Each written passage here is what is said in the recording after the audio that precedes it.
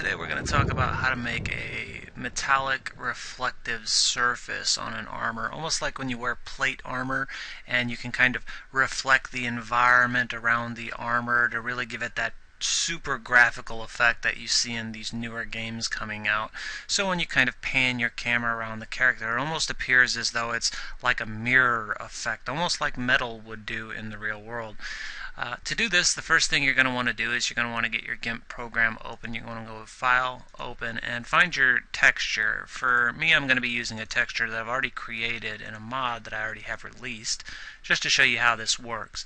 So I'm going to find my plate Panis_D, which is just a, it's just a basic texture. I'm going to open it up.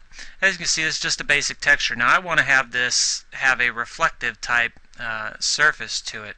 So what I'm going to want to do is first, what we want to do is create what's called an environment map. To do an environment map, the thing you have to realize is, like the specular map, where it's black and white is really shiny, whereas black is really dull and not shiny at all. It's kind of the same concept with the reflective surface and environment map that creates the reflection, is that if it's white, it's going to be like a mirror, super reflective, but if it's black, it's not going to reflect anything.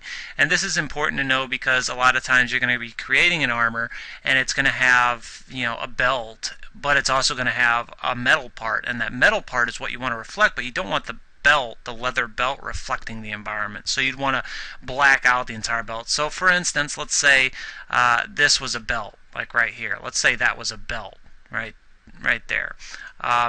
What I'd want to do is I'd just go in, as I got this open, first thing I want to do is I'm going to go ahead and desaturate this. Pretty much make it black and white with desaturate.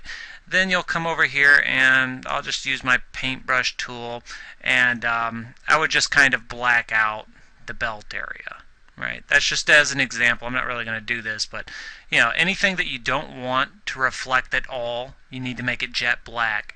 And that just kind of gives you an idea of, okay, it's jet black. If that was a belt, that's not going to reflect anymore in the environment map. Which I'm going to hit Control Z because I don't want to do that. Now what you want to do is, after you've desaturated and made it black and white, that's really all you have to do.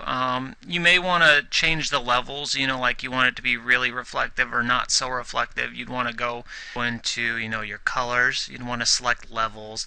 And you can change the level a little bit, maybe make it a little darker if you want it to be a little less reflective, or you could even make it, like really reflective. So you could mess around with your levels. You don't have to, though.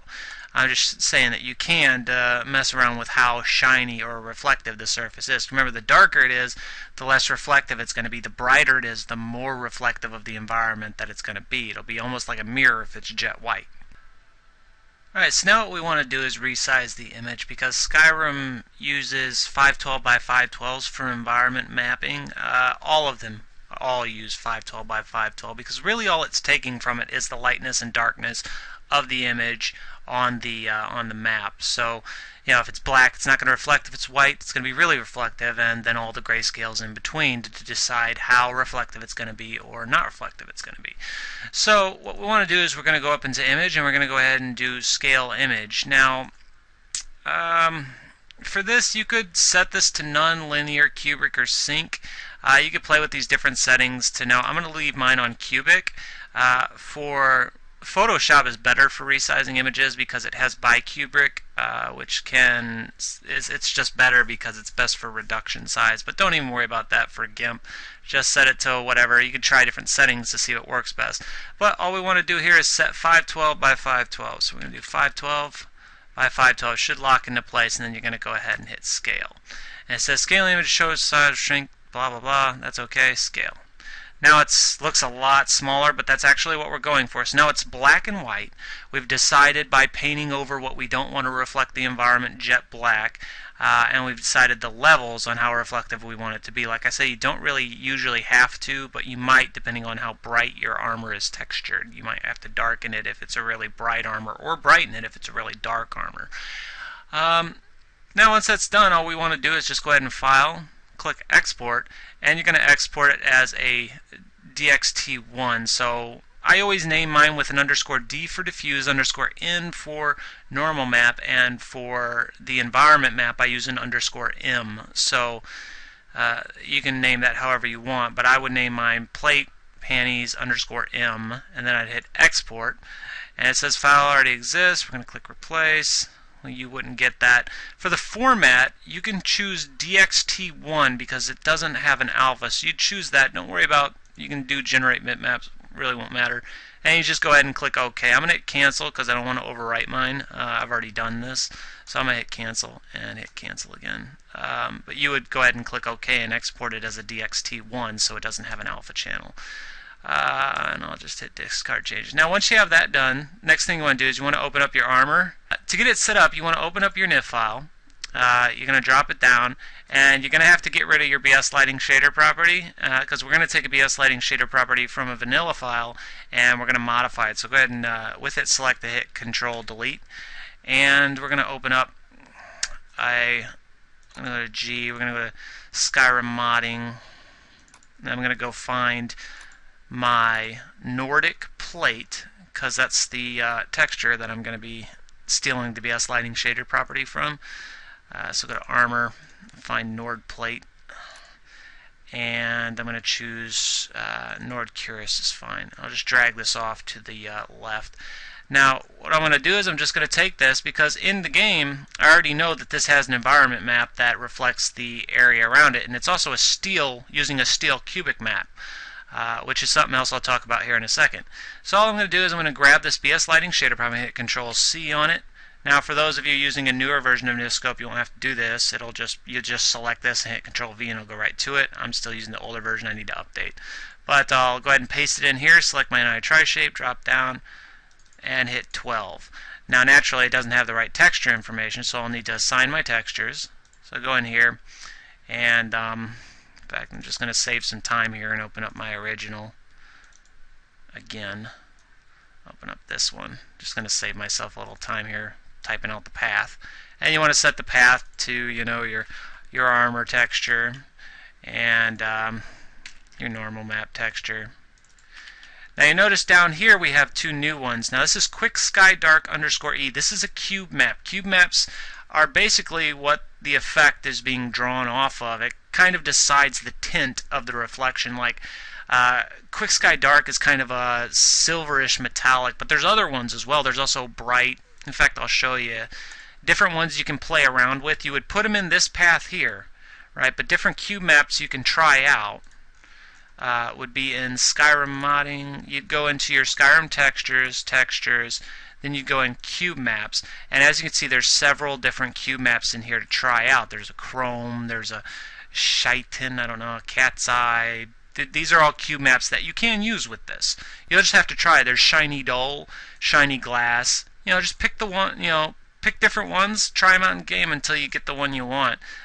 So these are all different cube maps that you can go ahead and use and try out different ones until you get the one that works best with your armor. You have to try out different ones and play with them. For this, I'm just going to use the one that's default with this, which is the Quick Sky Dark. Alright, and for this I want to go ahead and set the path. Like as you can see, it's the path to my plate panties. I'll go ahead and set that here. Now this is where that map goes that we created just a second ago. You would put it in this line here. As you notice, it's 1, 2, 3, 4, 5, 6 cogwheels down is where you put it. Just underneath Quick Sky Dark, you put it here. Alright. Then you would go in here, and you might want to take off. You're going to want to go in here and uncheck vertex colors, or your Skyrim is probably going to crash. Okay, because we're using the Nord plate one, and those vertex colors, I never set them on this mesh whenever I exported it from 3DS, so you're going to want to uncheck that or you'll crash, because chances are you didn't either. And I'm going to want to make this, you know what, go back in here, double click this. I'm going to go ahead and set it to SF double-sided, so that way it'll show the texture on both sides. I'm just going to check in here. I got a specular map in my normal map, so I can leave that check. It's a skin texture. And environment mapping is important. That's this box here checked is going to make that environment map use the Quick Sky Dark, and it's also going to make it use the assignments for the grayscale on the environment map that we developed in Gimp.